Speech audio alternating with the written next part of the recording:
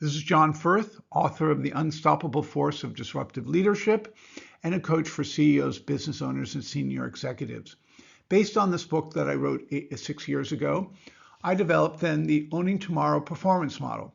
And this is a performance model for someone who, like you, is looking to set and achieve your goals everywhere and all the time.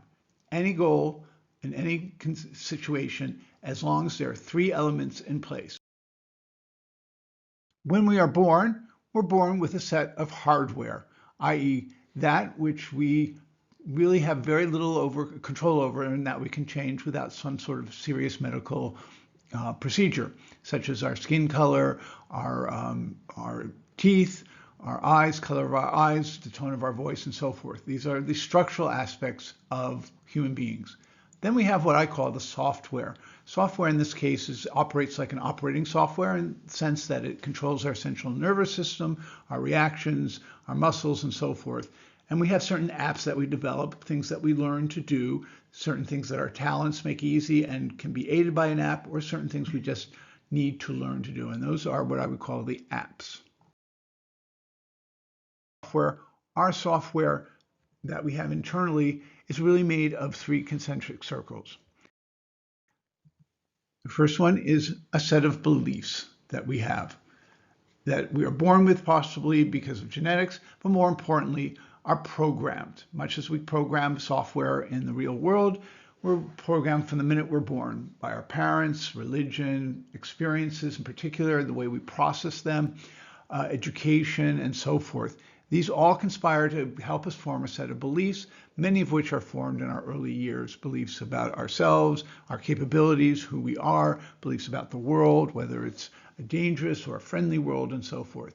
And depending on what beliefs we've formed, we then create mindsets. And mindsets are really our attitude, how we begin to think about the world that becomes actionable. So if you are feeling confident and you think the world is friendly and you get a lot of love, you come with a mindset that everything will go well, your mindset that an attitude that life only has abundance to offer, and so forth. This mindset then becomes your state of being. And the state of being is how you are perceived, or the beginning of how you're perceived when you show up. So if you show up in a good mood, you'll probably be confident, you'll be humorous, you'll be easy to approach, and so forth. These are all states of being. And that's very important, because your states of being is what is the interface in what I call the continuum to take us to our results. And our results are things like building your own business, or if not an Amazon or a Facebook, some sort of business. It can be a small business, it can be a large growing business, whatever.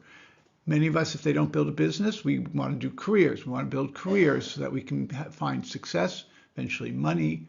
Most of us like to found a family, often big families, and those are the big things in life. Then there are the smallest things like passing exams and preparing for a presentation, or maybe just dealing with situations in the workplace that need someone who has a good set of beliefs to handle. And again, we call these our outcomes or our results. Now, let's go back to who we are with our beliefs, our mindsets, and state of being. There's something, as you can see, missing, a bridge between our software, who we are, and the results we're looking to achieve. And it is this thing that we have to learn to work through, and that's the external world. And I often define leadership as the ability to work your way, navigate through the external world to achieve the results you want, because nothing happens except in the external world. And that starts with family and friends. By the way, these you'll see are often the programmers, and you have relatively quite a bit of control. You can't choose your family, but you certainly learn how to be a member of the family and control yourself in a family situation. You choose your friends. Then you go to school, have a little bit of control, but you're slowly delegating it. And then you go into the workforce, where you have bosses, possibly run a company, have your company, have staff, and so forth. You're dealing with complicated life situations.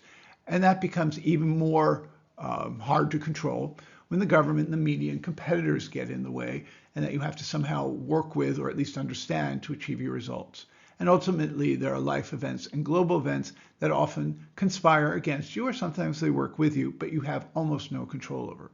So how do you get from your beliefs and mindsets and states of being to your results? Well, first, it is the decisions you make. It's the information you gather, the way you process it, the insights that you take from your experiences in the world and directly experiences you gather to make a decision. But let's be clear, a decision is not made from the mind. Simply the analysis is there to educate your gut. That's why we always say you go from your gut. That's where most decisions are made. And commensurate with this is not just the decisions, but it's also your behaviors that come out of the states of being. So if you're confident, relaxed, patient, calm, chances are you will engage in actions and communications that will be much clearer, much more focused, and much more results driven. If, however, you come with a mindset that things are going to be difficult or you're nervous, your states of being are going to be not confident, you're going to be anxious, you'll be nervous. That often conspires against you to achieve the results that you want.